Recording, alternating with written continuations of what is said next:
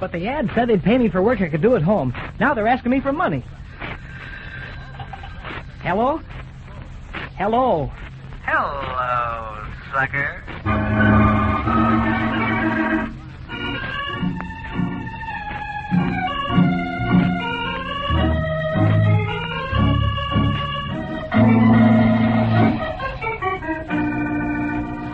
Station WMAQ is presenting Hello, Sucker in cooperation with the Chicago Better Business Bureau to help you recognize some of the schemes and rackets now making the rounds in Chicago.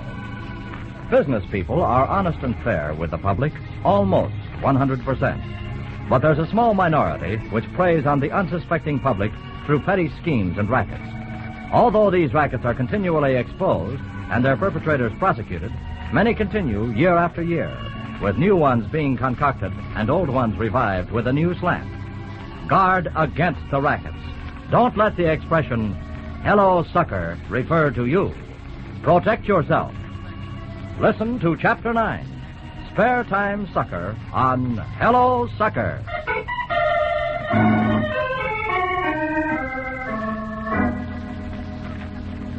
I've been a reporter on the Chicago Chronicle-Express for a long time. And I've never missed yet in smoking out a story if there's one around. Just ask any newspaper guy you run into. They'll all tell you that Bill Sturgis can smell a good yarn a mile off. That's why I was plenty sore when the boss said to me, "Look, Sturgis, you're not city editor yet. I'm still giving the assignments around here. Wasting your time interviewing a penny ante mail fraud operator like Donald Preston. Why, we got enough big racketeers in Chicago to interview that'll give us a real story." Sure. I knew all about the big-time racketeers and their rackets. I'd run into enough of them. But I'd learned something. The petty rackets can be just as hard for the victim to take as the big ones. Maybe he only pays $1 or $2 out of his pocket, but the price isn't always in money. You can add up quite a sum in disappointments and heartaches. That's why I knew there'd be a story behind this Preston guy's racket. Besides, I wanted to meet the fellow firsthand who could make $10,000 at $2 a victim. It took me a couple of hours to talk my way into seeing him over at the lockup, but I figured it was worth it. Pete, the jail officer, took me aside as he brought Preston out into the room where I was waiting. Sturgis, make this as short as you can, huh? This might cost me my job, you know, if the chief clerk... You worry too much, Pete. It'll give you ulcers. I know, but this is an awful big favor. If it wasn't for all you done for me... I'll skip it, Pete, and quit worrying, will you? Everything's going to be okay. Now, you wait over there, out of earshot, and this will be all over before you know it. Okay, Preston. Sit here. Here's your visitor. You got 15 minutes.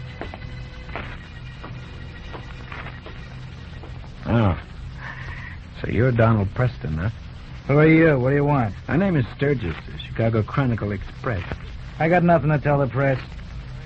I understand your hearing on the mail fraud scheme is coming up tomorrow, Mr. Preston. I hear you're going to plead guilty. How do you know that? Oh, let's just say I got connections.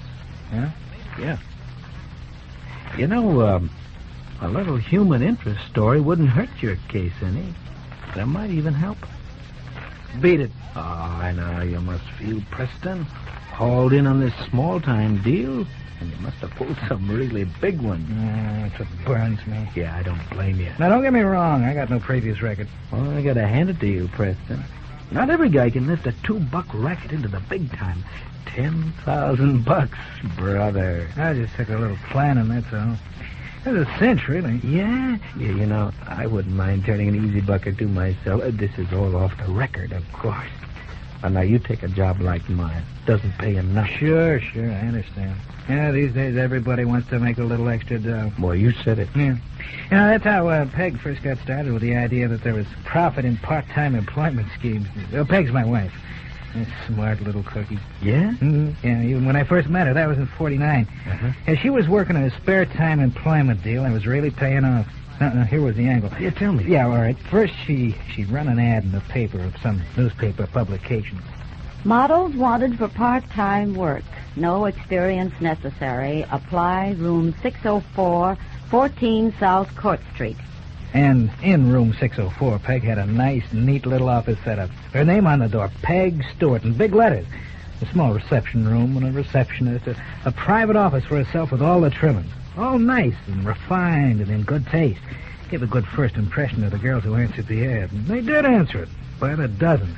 When a prospect entered the office... Pardon me, please, but I've come to inquire about the part-time modeling job that was advertised. Oh, yes. Miss Stewart will interview you for the position. Your name, please? Sally Wilson. I'll tell Miss Stewart you're here.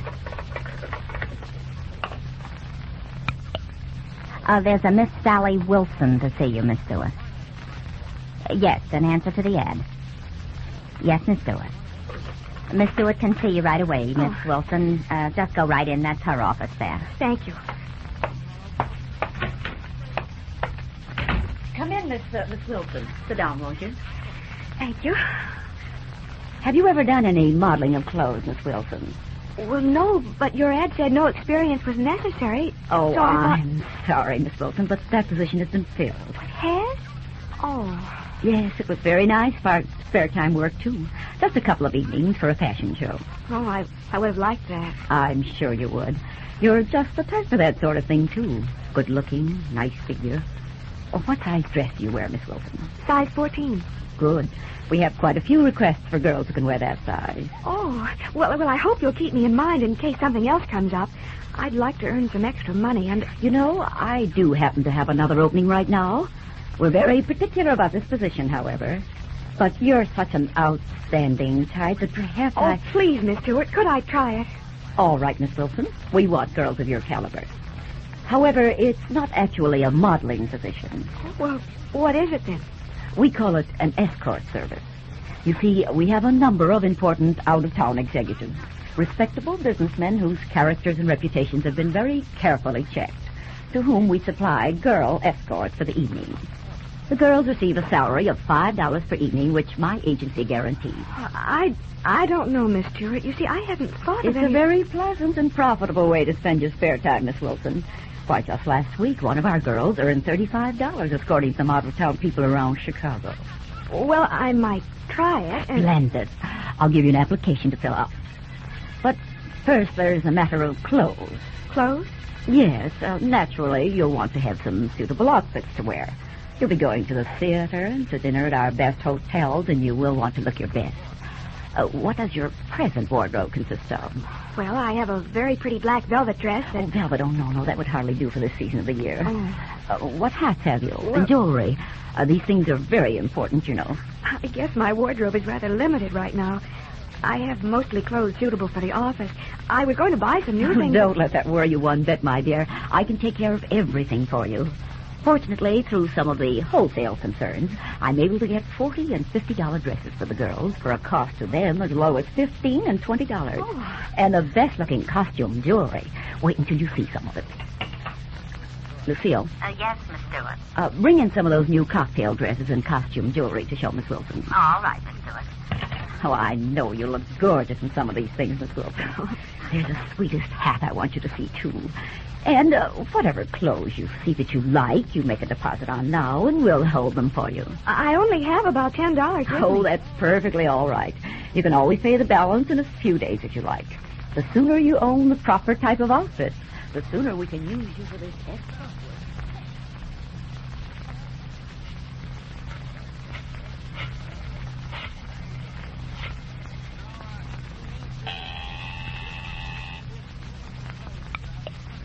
Hello? Hello, is this Sally Wilson? Yes? This is Miss Stewart of the Stewart Escort Service. Oh, yes, Miss Stewart. I have some good news for you, Miss Wilson. You have? Yes, I have some escort work lined up for you. Oh, wonderful. For when, Miss Stewart? For 2 weeks from Saturday. Uh-huh. I have some people coming in town from California. An important movie executive and his son. Oh, my. That sounds super. It is. It's something very special. For this occasion, you'll need a formal. I hope you have a stunning one, my dear. Well, the one I have is 3 years old, and I... You know, I think I have just the dress for you. A wonderful bargain, too. But I just bought the cocktail dresser and the hat, Miss Stewart. Oh, don't worry. You'll have plenty of chances to wear that type of outfit. I'll tell you what you do, Miss Wilson. You stop in and see me tomorrow evening. When you see this gorgeous formal and for such a cheap price, you won't be able to resist it. Oh, these dumb girls are such suckers, aren't they, Fred? Oh, you're a wonder, Peg. You've got the fanciest merchandise sales scheme in Chicago. Why, thanks, Fred. But it's hard work. I'm thinking of giving it up. I get tired changing locations all the time. Dumb as these girls are, some of them finally realize that there is no escort service. Yeah. All they get out of it is a bunch of new clothes, which you sold them at a good profit and no place to wear them. Oh, huh? brother.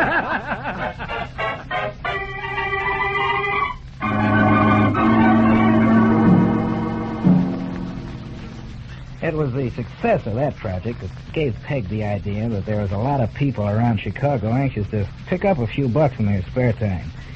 Right after we got married, she started pestering me about another little deal she had in mind.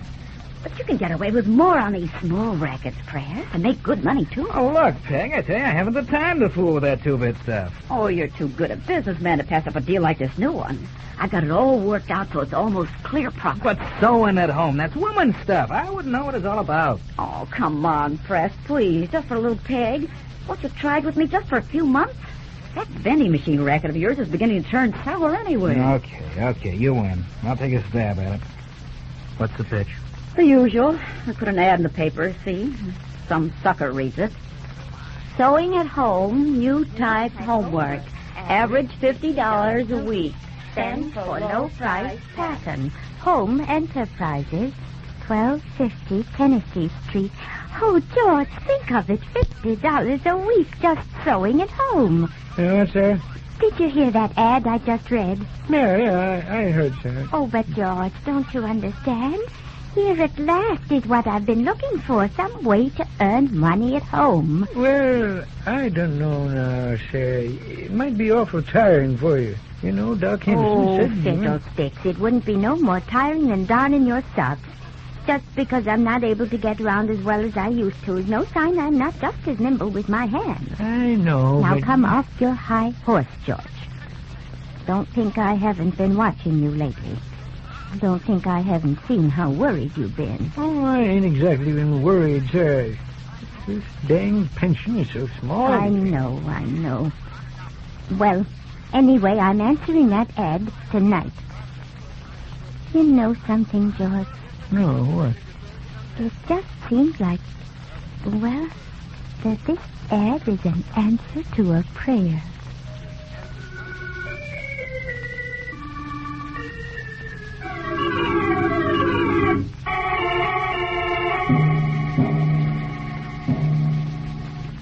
Here's a letter just came, sir. I guess it's the one you've been waiting for, about that home sewing work. Let's see it. From Home Enterprises, yes, that's the one. Well, you know. Hand me my glasses, will you, George? You have them on, sir. I have. Oh, so I have. I'm so excited I didn't notice. Now, let me see. Dear Madam, this is an answer to your letter with reference to our ad. You will find it... Oh, listen to this, George. At this time, we wish to engage a limited number of home workers. We are the manufacturers of the petty aprons so popular with women all over the country. Aprons? That's nice. They're so easy to make. Go on, sir. Let's see. Yes, all over the country. The sample you will receive comes with instructions for assembling and sewing. It's necessary that you have a sample for a working model. You'll find this work easy and simple to do, as well as a pleasant way to earn good money right in your home.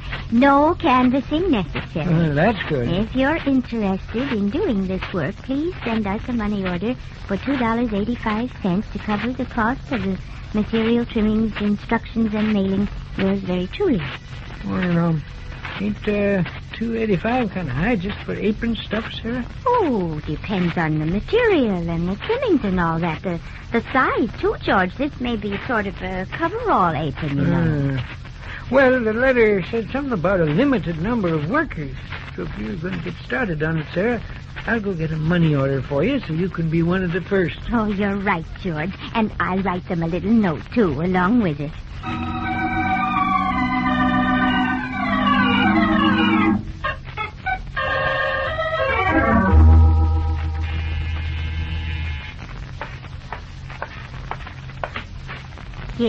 package for Wells. Oh, thank you. George?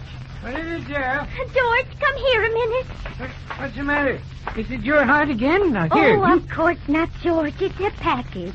Package? Yes, from Home Enterprises. I thought you'd be interested in the contents. Well, go ahead, open it. Well, that's what I'm trying to do. Gracious, all thumbs. Why, there must be more to it than this. You mean that's what you paid $2.85 for, sir? Why, it looks like a doll's apron. That must be it, George. They must manufacture doll's aprons. Well, ain't there a letter or something with it telling you how many to make or how much they're going to pay you? Or something? No, just the material for one apron all cut out and some trimmings. Must be a mistake. Some clerk probably forgot to include everything. I know how help is these days. You just can't depend on Well, it. what should I do about it, George? Do?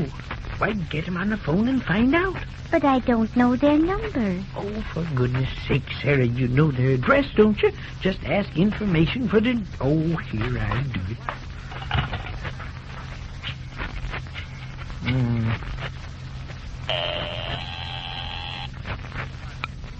Information.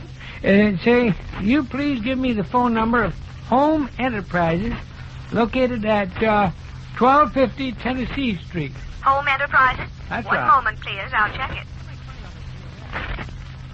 There is no listing for that name, sir.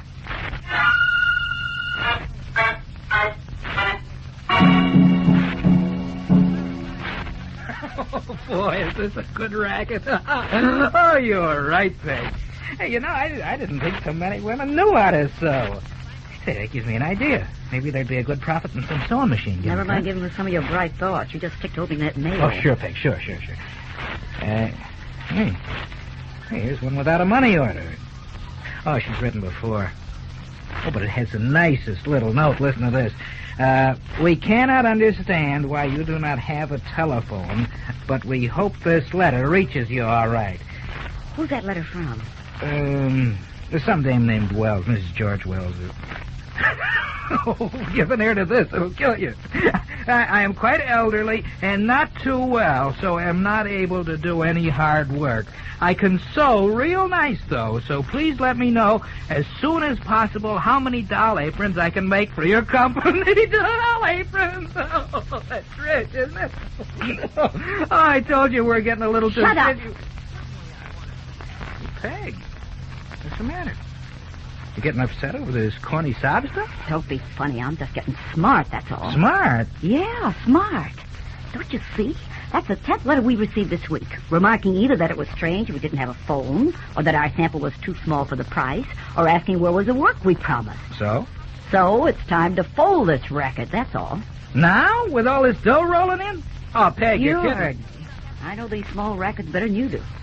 When letters like that start piling in, it's time to pull out. I know what the next step will be. Some poor sucker will start complaining to the Better Business Bureau or the postal authorities.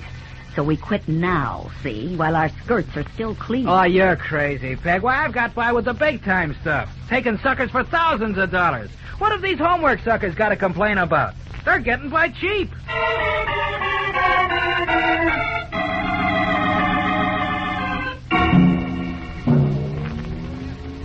Like I say, Peg was a pretty smart little operator. I didn't know it at the time, though. But she had her way. About 6 weeks later, we caught on to another homework gimmick. This one was addressing envelopes. Well, here's the ad for our new business press, all ready to go. How do you like it? Now, let's see. Correspondence part-time. Address envelopes at home. No selling. Standard rates promptly paid. Write Donald Preston, publisher. $5.99 magazine row. Swell, Peg. Swell. This scheme is mostly your idea, Press, so I thought we'd use your name. You know, I'm getting the hang of these small rackets. Pretty good, huh? Yeah, but like I told you, Peg, if you spread them around enough, they'll become big. Say, are you putting this ad in the out-of-town papers, too, like I said? Just like you said, Press. Good girl. This racket is going to be your baby. I'll just help out now and then when you need me. Well, that's the kind of an attitude I like to see. Well, as long as the ad has your approval, Press, I'll start shooting it into the papers. You know, I really go for that ad, Peg. Wait till the suckers start writing in. I can just figure what they'll say. Dear Mr. Preston, In reply to your advertisement for addressing envelopes at home, I would like to apply for the work. I have a typewriter, and I'm sure I could do satisfactory work. Hoping for a prompt reply, yours very truly, Johnny Evans. How does that sound, Mom? That okay? I think that sounds fine, Johnny. Gee, sure hope they hire me. Standard rates, the ad said. Wonder how much that is. Well, they'll probably tell you in the reply to your letter. Here's a pen, dear. As soon as you sign the letter, I'll mail it for you. Oh, thanks, Mom. Evans. There. Here, I'll fold it for you. I'm going to the store, so I'll drop it in the box on the way. Oh, hey, wait a minute. The envelope isn't sealed. Oh, well, I'll seal it when I get my purse in the living room. Okay. See you later, Mom. I'll be back soon. Now, let's see. Where did I leave my purse? Oh, here it is on the desk. Oh, poor Johnny. He's so anxious to get this addressing work. I think I'll just add a postscript to his letter. It wouldn't do any harm. Dear Mr. Preston, please hire my boy if you possibly can.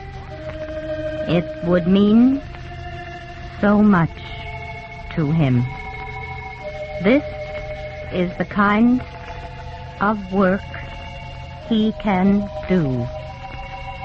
Since his return from Korea, the doctors say he will never walk again.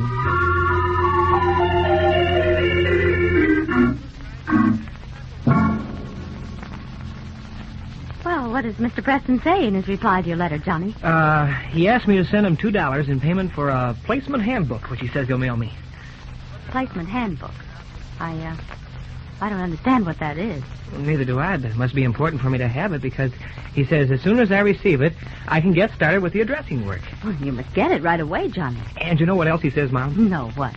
He says he'll mail me personal instructions with the book. Oh, that's wonderful. He must mean that he's going to hire you. Oh, I'm so glad, Johnny.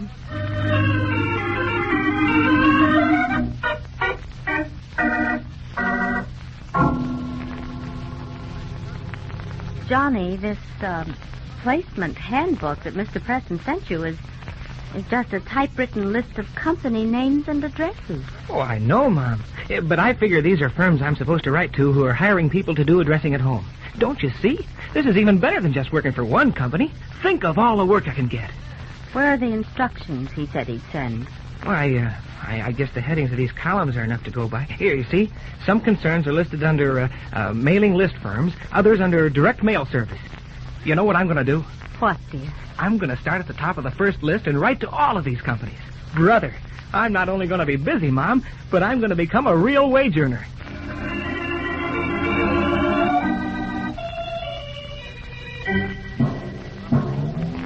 Dear Mr. Evans, we don't know where you got your information, but we do not hire people to do addressing at home. However, we'll be glad to keep your name on. That all of our addressing work is handled by our addressograph operators, and that therefore we have no need for outside help. No such company listed in directory, no such street number, no such... Oh, Mom, that's the whole list. Every name in the placement handbook, and no one has any work for me. No one wants to hire me.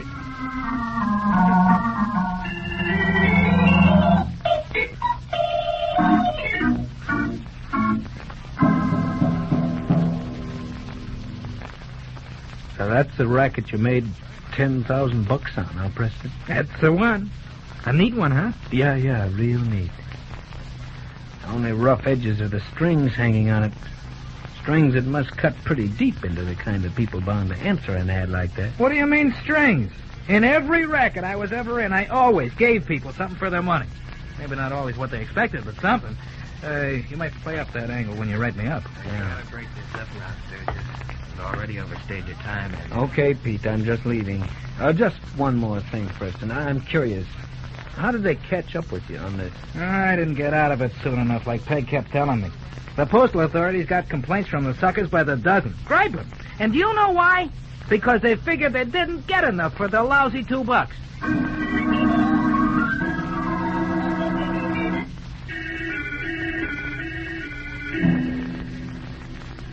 The next day, the city editor called me over to his desk. Here's something that might interest you, Sturgis. Sweeney over on Court Detail just phoned it in. Oh, what is it? Read it. Because of no known previous record, today, Donald Preston, charged with using the mail to defraud, was given a deferred sentence, pending report. See, Sturgis? Like I told you, you've been wasting your time. There's no story there.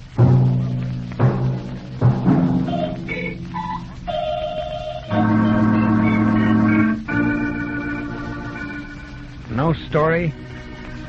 Well, I still think there is. A story with a warning for the people of Chicago. Operators like Donald Preston and his wife, Peg, may be in your neighborhood any time with one of their petty rackets. So protect yourself. Beware of ads or mail order material that promise you easy money. Now, to be sure, there are many honest, legitimate opportunities for spare time work. But when you answer an ad, be careful of replies that make requests for money without actually offering you the work you were led to believe was available. And if you think any shady deal is involved, check with your Better Business Bureau. If you have an unsatisfactory experience with any company through misleading mail replies, report it to the post office inspector. Don't let the racketeers mean you when they say, Hello, sucker.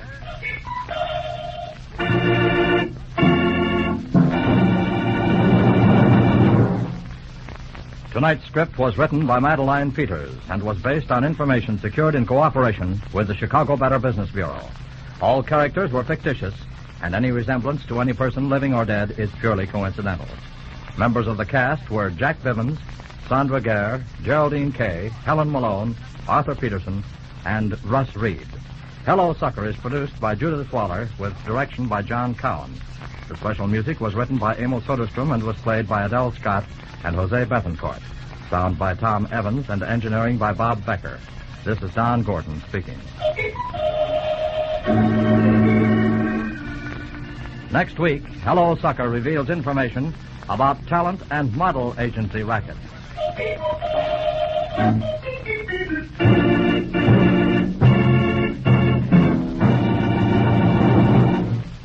This is NBC, the national broadcasting company.